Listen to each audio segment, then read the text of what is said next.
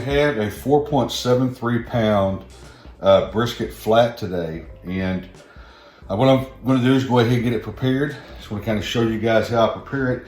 Now, when you buy a brisket flat like this, a lot of the trimming is already done for you, and that's in the case with this one here. So there's not near as much trimming you got to do as if you would if you bought a full brisket, full pack of brisket. So what we're going to do is we're going to trim up a little bit of the excess fat, and we're going to use some yellow mustard, just some basic yellow mustard. It's going to be our base.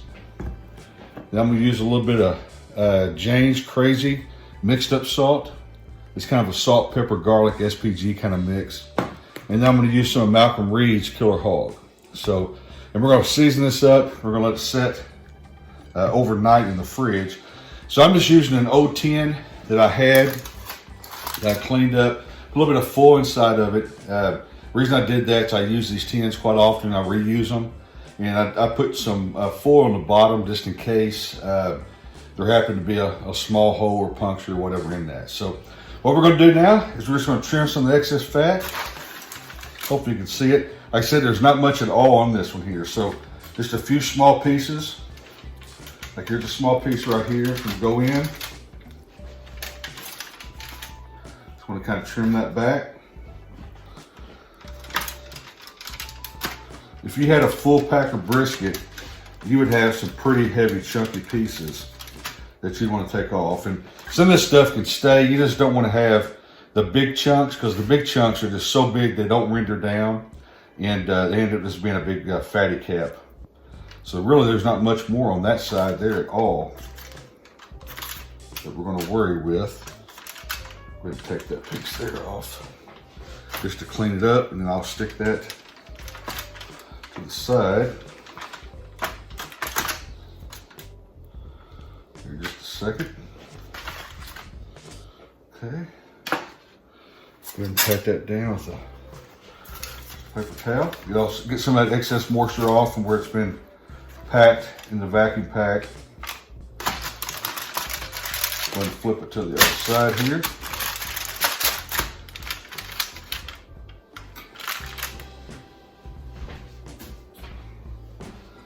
And as you can see, when you look at that, see, it's got that fat cap is perfect. You really don't need much trimming at all, like any. And so I'm actually looking at it thinking, see how that's already been trimmed down? It's got a perfect layer to it. I'm actually not even going to, there's no more trimming I'm going to do to this. I want to leave this on here, so clean that up very, real quick. Just any loose little straggles I see. Go ahead and take another paper towel and kind of damp this down a little bit more. Get some of that excess off of there. You just want to get that excess moisture off that the brisket came packed with, and that way you put your binder on, you get a good grip with your binder. So from there, I'm going to go ahead. Now I'm going to be cooking this on I'm going to be cooking this where the heat's going to be from the bottom. So I'm going to go ahead, I'll have fat side down in my smoker. So I'm going to go ahead and season the fat side first. I'll flip that over and I'll season the unfat side, and that'll be the way I put it on the smoker. So usually the way I put it on the smoker, fat side up or fat side down, depending on the smoker, that's how, when I get done seasoning it, that's how it'll be setting in the pan as it's setting overnight. That way it's easier to take it out and get it ready. Or put it on the smoker. So let's take a little bit of mustard. Don't take much, just a little bit there. Just rub that around. And like you've heard me say before, make sure that it's smoothed out.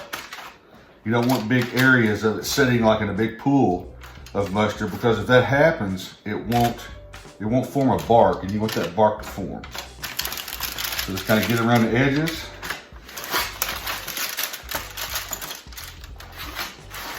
And then from there, I'm going to come back in with a layer of Jane's Crazy mixed up salt, which is kind of an SPG kind of setup, real good for all types of meats. Put a good heavy dose on that. Brisket can handle a lot of seasoning, so don't worry too much about overdoing it, because it can handle a lot.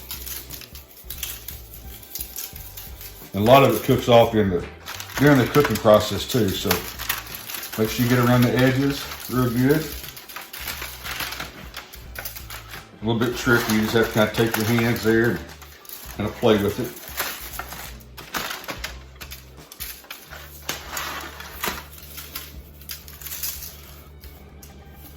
You kind of pat that in, let that kind of get down in there to the meat. And then I'm going to take a little bit of Malcolm Reed, sorry about that, Killer Hog barbecue rub. Put some of that on there as well.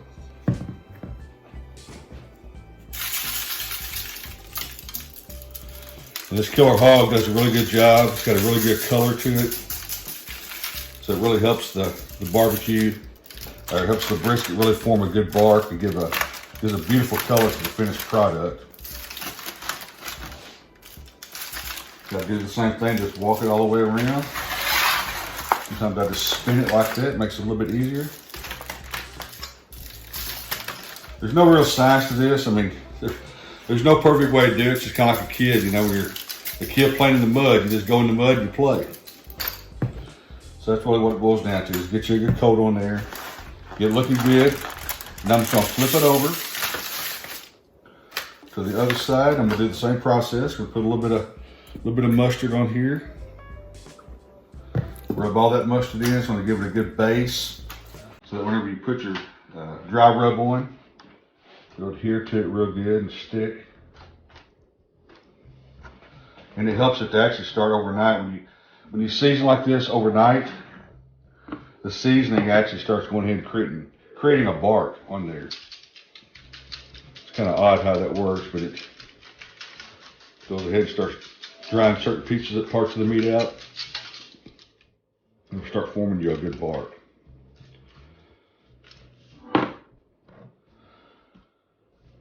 The back little Killer Hog.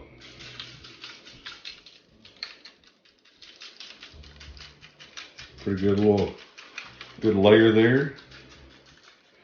So as you can already see, it's already looking good. I'm just gonna kind of rub that in. Just push that down in the meat. And this is, I may have said it earlier, this is about 4.75 pounds. So I'm not quite sure yet on cooking time, but if I was going to guesstimate this based upon all the ones I've cooked in the past, I'm thinking somewhere probably between 6 and 8 hours cook time, and then probably another 2 hours rest in the cooler. So anywhere between 8 to 10 hours total for cook time, rest in the cooler.